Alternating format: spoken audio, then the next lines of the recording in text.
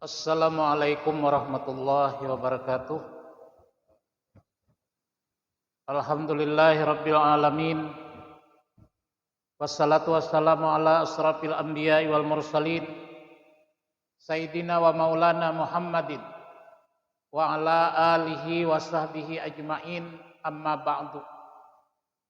Bapak-bapak, saudara-saudara jamaah Masjid Agung Al-Istiqlal yang saya hormati, alhamdulillah pada kesempatan subuh hari ini kita masih dibimbing oleh Allah untuk datang ke tempat yang mulia ini guna mendalami ilmu pengetahuan agama Islam.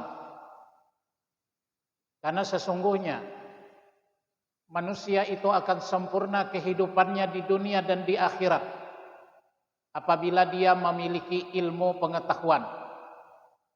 Karena pada prinsip dan hakikatnya kunci orang sukses di dunia dan di akhirat itu adalah ilmu pengetahuan. Salawat beserta salam semoga tercurahkan kepada Nabi kita yang mulia, Nabi Muhammad sallallahu alaihi wasallam. Karena dengan perantaraan beliaulah sehingga kita memperoleh hidayah keimanan dan keislaman. Innad dina indallahil Islam. Sesungguhnya agama yang diridai oleh Allah hanyalah Islam. Imam Bukhari meriwayatkan sebuah hadis yang cukup panjang lebar di dalam kitab Riyadhus Shalihin. Di situ Imam Bukhari menceritakan cerita Rasulullah tentang seorang pemuda di zaman dulu. Artinya kalau zaman dulu itu dahulu daripada Nabi peristiwanya. Jadi Nabi menceritakan dalam hadis tersebut, ada seorang pemuda yang dosanya itu cukup besar. Salah satu di antara daftar dosa pemuda tersebut, ia menghilangkan 99 nyawa manusia atau membunuh 99 orang manusia. Namun timbul keinginan dalam hati pemuda tersebut untuk bertaubat memohon ampun kepada Allah. Namun inya cara bertaubat ni kada tahu. Maka inya dikatakan dalam hadis tersebut mencoba mendatangi seorang rahib. Padulla ala rahib. Dia bertanya kepada seorang rahib. Wahai rahib, katanya, saya ini manusia yang paling banyak dosa di dalam dunia. Saya sudah membunuh 99 manusia. Maka dijawab oleh rahib tersebut, ikam membunuh 99 manusia. Lantas ikam batakun macam itu lawan aku untuk apa?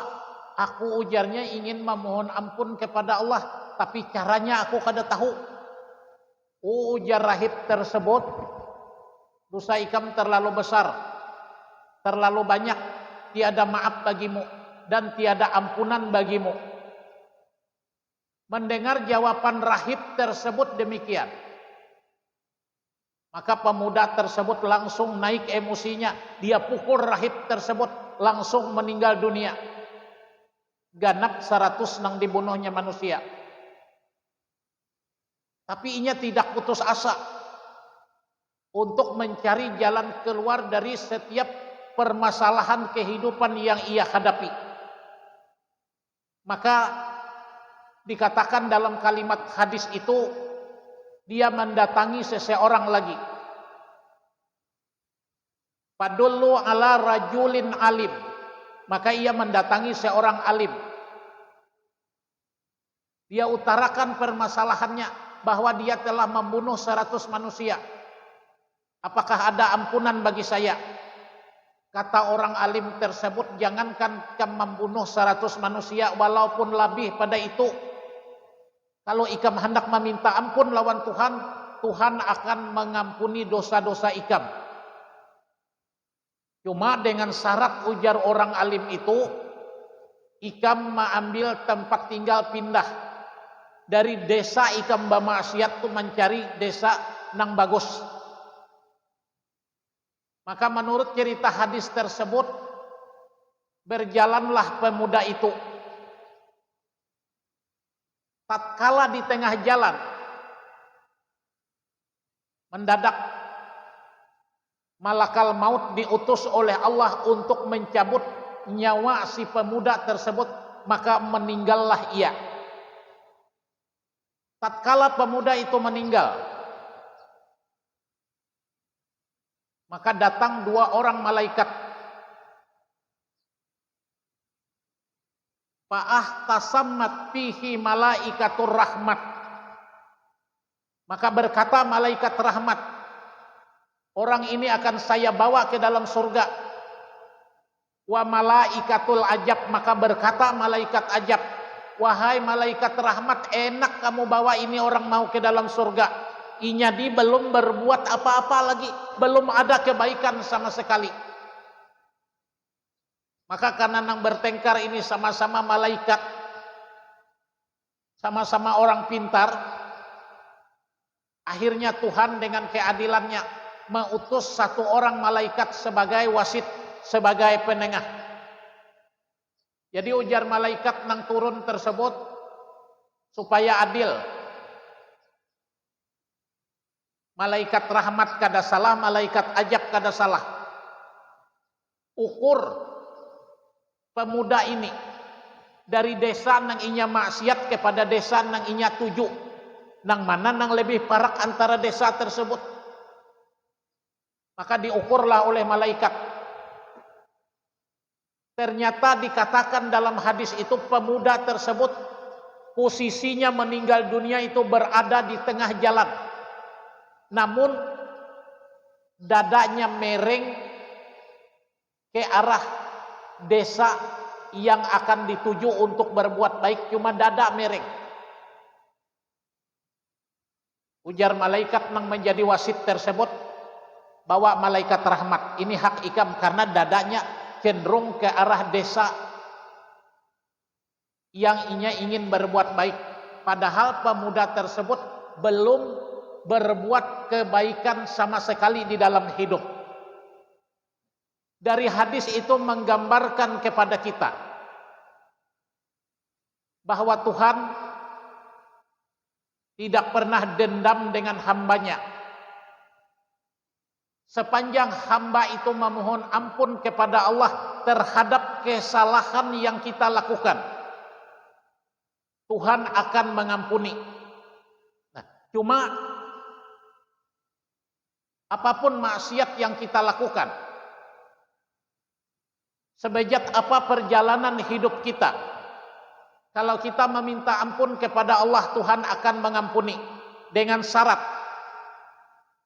1, taubat kita itu benar-benar karena Allah. Maksudnya kita menyesal atas perbuatan yang kita lakukan. Jangan taubat sambal, taubat di mulut tapi menggawi. Karena saya yakin kita ini tidak ada menjadi manusia langsung sempurna, pasti penuh dengan kesalahan. Ujar lagu, hidup penuh dengan liku-liku. Yang kedua,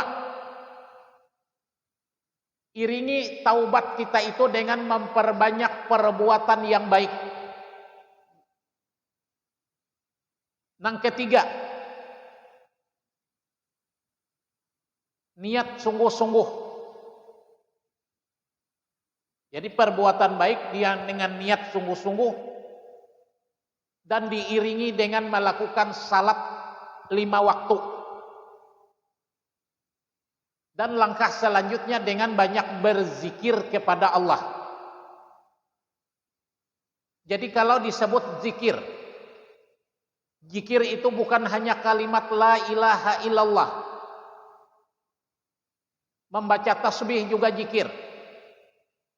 Membaca salawat juga zikir. Membaca istighfar juga bagian dari zikir. Membaca Al-Quran juga bagian dari zikir. Menuntut ilmu pengetahuan juga bagian dari zikir. Jadi makna zikir mengingat Allah itu luas sama sekali. Bukan sebatas pengertian kita selama ini yang namanya berzikir itu hanya mengucapkan kalimat la ilaha illallah. Jadi sepanjang kalimat itu baik, memuji Allah, memohon ampun kepada Allah, itu bagian dari zikrullah. Jadi orang ada batakun, guru ujar, membaca salawat tu zikir lah, ujarku zikir. Kenapa ajarnya? Allahumma salli ala Muhammad. Allah dulu nang tasambat di situ.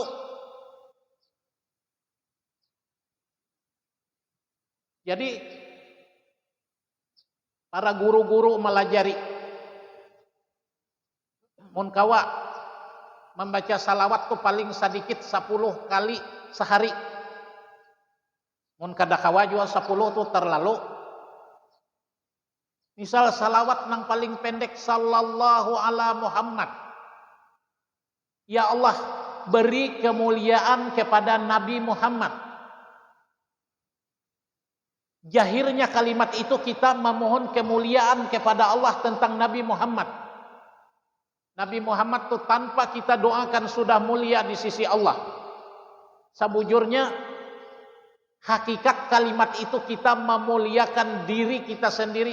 Artinya kita memohon kemuliaan kepada Allah untuk diri kita sendiri. Astaghfiru rabbakum summa tubu ilaih. Mintalah ampun kamu kepada Allah